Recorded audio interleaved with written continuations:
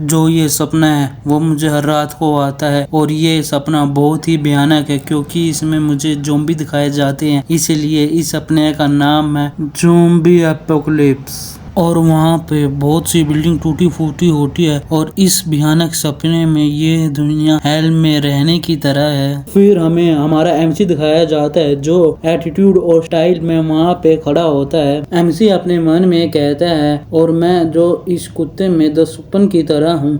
फिर हमें एक सिस्टम विंडो दिखाई जाती है, उसमें लिखा है कि पृथ्वी पर सभी ज़ॉम्बीज को मिटाओ और रिवॉर्ड है ये अपने ओरिजिनल स्टेट में रिस्टोर हो जाएगी, मीन्स वापस आ जाएगी जैसी ये पहली थी। ये सिस्टम विंडो एमसी के सामने होती है और मैं एक हंटर हूँ जो यहाँ पे रहता है इन ज़ॉम्बीज को मिटाने के लिए। एमसी बोलता है अभी हम स्टार्ट करें। एमसी के हाथ में बॉम्ब का बटन होता है और वो उस बटन को दबा देते हैं और वहाँ पे जगह जगह ब्लास्ट हो रहे हैं। ज़ॉम्बीज वहाँ पे चिल्ला रहे हैं। एमसी लोहे की चैन को पकड़ कर वहाँ से कूद जाता है और नीचे उतरते साथ ही ज़ॉम्बीज को मारने लगता है। उसने जिस चीज को पेट पर बांधा होता है वो उस चीज को निकाल देता है और सारे ज़ॉम्बीज उसी को देख रहे हैं और एमसी भी उन्हें ही देख रहा है। ज़ॉम्बीज एमसी पर अटैक करने के लिए आगे बढ़ जाते हैं। एमसी ज़ॉम्बीज को चैन घुमा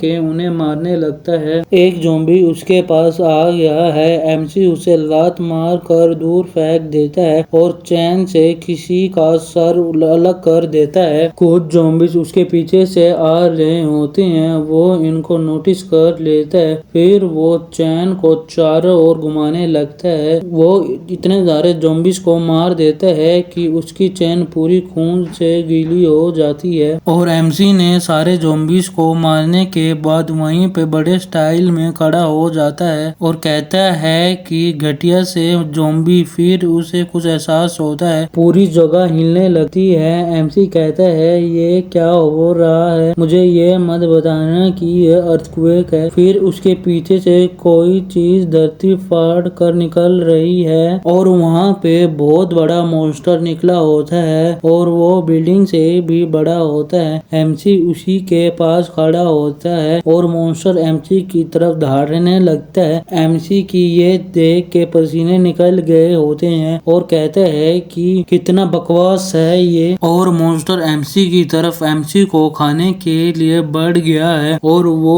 एमसी को वहाँ पे खा लेते हैं। फिर हमें सिस्टम विंडो दिखाई जाती है, उस पे लिखा होता है कि क्वेस्ट फेल हो चुकी है और तुम मर गए हो। एमसी अपने सपने से जाग जाता है और वो उठते साथ ही कहता है लानत है, ये बहुत ही गलत हुआ है। दोस्तों मान लो अगर ऐसा सपना आपको आए तो, और हाँ अपना डरावना सपना मुझे जरूर कमेंट में बताना, मैं उन सबको पढ़ूंगा जरूर। एमसी डॉक्टर के बाद जाके बताने लगते हैं कि मैंने लिख दिया है जो भयानक सपने मुझे कल रात को आए हैं। डॉक्टर कहती है कि ये 99वां बहुत ही दुखद था। मुझे ऐसा लगा जैसे कल ही की बात हो जब तुमने अपनी आंखें बाहर निकाली हो, तुम बड़े हो गए हो। हाँ, इस डॉक्टर का नाम चोई न्याय है। अगर आप लोग ये जानना चाहते हो कि ये किस चीज की डॉक्टर है, मैं नहीं बताऊंगा।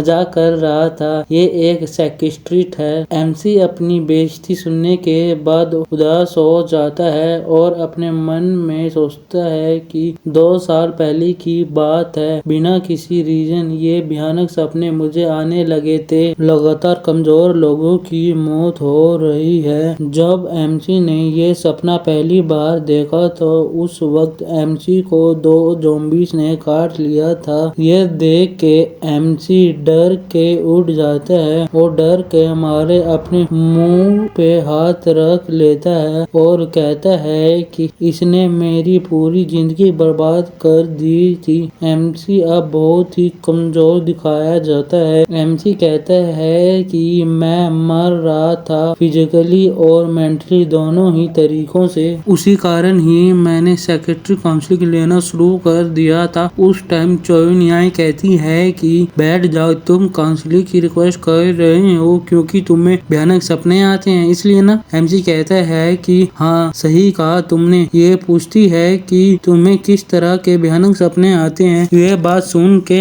एमसी कांपने लगता है और इस के पसीने आने लगते हैं और ये कहता है जो ज़ॉम्बीज़ डॉक्टर उस टाइम मेरा ट्रीटमेंट शुरू हुआ था। फिर हमें काउंसलिंग के टाइम का सीन दिखाया जाता है। डॉक्टर उसे हाइपनिस कर रखा था और यहाँ तक कि उसे मेडिसिन भी दी थी। उसे मेडिसिन का नाम कॉन्फिडेंटली होता है, बड़ा अजीब सा नाम था। पर जो ये भयानक सपना आना बंद ही नहीं हुआ, ये चिल्ला के उठ जाता है। डॉक्टर कहती है कि तुमने एक चीज मेंशन की है, जो तुम्हारे भयानक सपने हैं वो हमेशा सेम रहे हैं, सही कहा ना मैंने? तब कह के चुप हो जाती है और उसे एक नोटबुक देती है और उस नोटबुक पे लिखा है 389 और एमसी पूछता है कि ये क्या है। चोइना नोटबुक को पकड़ाते हुए बताती है कि अगर तुम्हारे सपने अपने आप ही रिपीट हो रहे हैं तो तुम प्लीज उन्हें अच्छी तरह से लिखना और मैं उन पे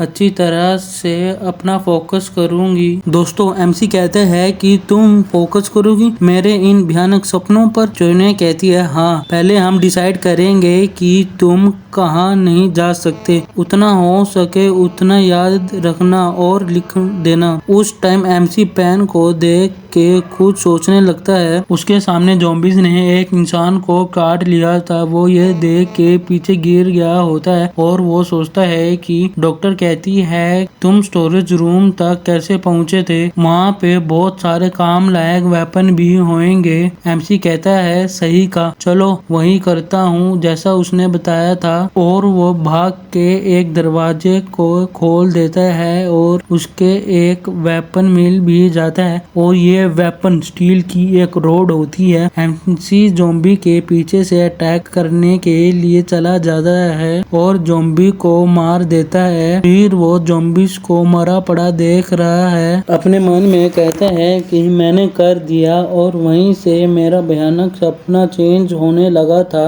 इतनी देर के बाद प्रेजेंट का सीन दिखाया जाता है। दोस्तों, अभी तक ये पास्ट का सीन चल रहा था, ये एमसी अपने मन में ही सोच रहा था। अब प्रेजेंट का सीन दिखाया जाता है। चाइनिया कहती है चाहे कुछ भी हो, मुझे लगता है कि मैं अपनी लिमिट में आ चुकी हूँ और तुम अकेले ही 100वें एपिसोड तक जाने वाले हो। एमसी कहते हैं कि तुम मेरे को जानती हो, मैं ऐसा ही करूँगा और ह्यूमन ज़ॉम्बी से भी ज्यादा दर्दनाक हो सकते हैं। और डॉक्टर उसकी बात सुनने के बाद पूछती है कि पर वहाँ पे पक्का ही कुछ अच्छे लोग भी होते ही होंगे। एमसी बताता है कि जो अच्छे लोग होते हैं अब उनकी और भी ज्यादा इन्वॉल्व होने की कोई भी इच्छा नहीं है। फिर वो चाय पीने लगता है। अगर आप में से कोई चाय पीता है तो कमेंट में जरूर बताना। वो चाय के कप को नीचे रख देता है और वो कहता है कि बेशक से ये सपना हो, इसमें मुझे सिर्फ 1 या 2 जने मुझे बचाने आते हैं और वो मुझे बचाते समय मर जाते हैं। ऐसा कुछ नहीं है, मेरे पास जो पावर है दूसरों को बचाने की, लोग वहाँ पे क्रेजी हो जाएंगे अगर उन्होंने ऐसा करते हुए देख लिया तो।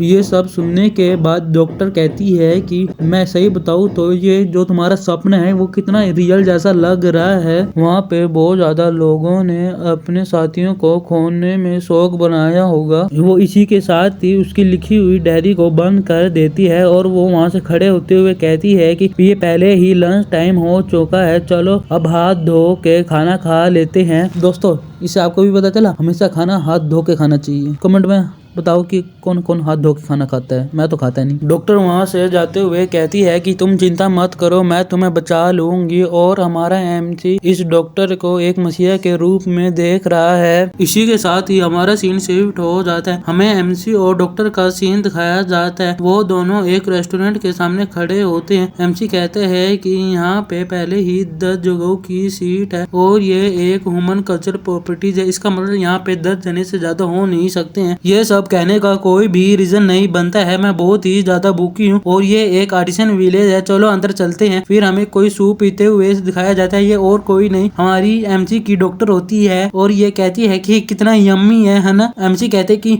हाँ ये बिल्कुल यम्मी है, बिल्कुल तुम्हारी तरह। मजाक कर रहा हूँ, ऐसा इसने कुछ नहीं कहा, समझ गए मैं क्या कहना चाहता हूँ, समझ रहे हो ना। और फिर कोई वहाँ उसको एमसी को सुनाई देती है कि कोई कहता है कि सही में तुम ये कहाँ पे क्या कर रहे हो। वो गाली साली दे रहा होता है, एमसी उधर ही देख रहा होता है, इधर आवाज आई होती है। अब मिलते हैं अगली वीडियो। अगर आपको वीडियो अच्छी लगी तो वीडियो को लाइक, चैनल को सब्सक्राइब और कमेंट करके बताओ कि पार्ट 2 चाहिए इसका या नहीं चाहिए। अगर पार्ट 2 चाहिए तो जल्दी से जल्दी पार्ट 2 करो, मैं अभी के अभी पार्ट 2 अपलोड कर देता हूँ। मिलते हैं अगली वीडियो में, बाय बाय।